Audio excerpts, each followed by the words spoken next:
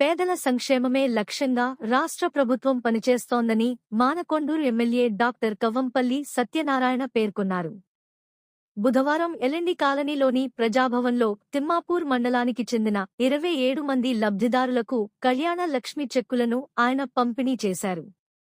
ఈ సందర్భంగా మాట్లాడుతూ, ముఖ్యమంత్రి రేవంత్ రెడ్డి నేతృత్వంలో కొనసాగుతున్న ప్రజాప్రభుత్వం పేదలు, మధ్య తరగతి కుటుంబాల అభివృద్ధికి కట్టుబడి ఉందన్నారు. కళ్యాణ లక్ష్మి, షాదీ ముబారక్ పథకాల ద్వారా అర్హులైన వారికి రూ.1,116 ఆర్థిక సహాయం అందిస్తున్నామని తెలిపారు.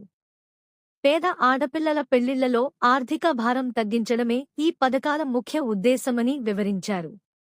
ప్రభుత్వం అమలు చేస్తున్న ఈ సంక్షేమ పథకాలు ప్రజలకు ఎంతో మేలు చేస్తున్నాయని అన్నారు. అర్హులైన ప్రతి కుటుంబానికి ఈ ప్రయోజనాలు అందేలా చర్యలు తీసుకుంటామని హామీ ఇచ్చారు. కార్యక్రమంలో పలువురు అధికారులు, పార్టీ నాయకులు పాల్గొన్నారు.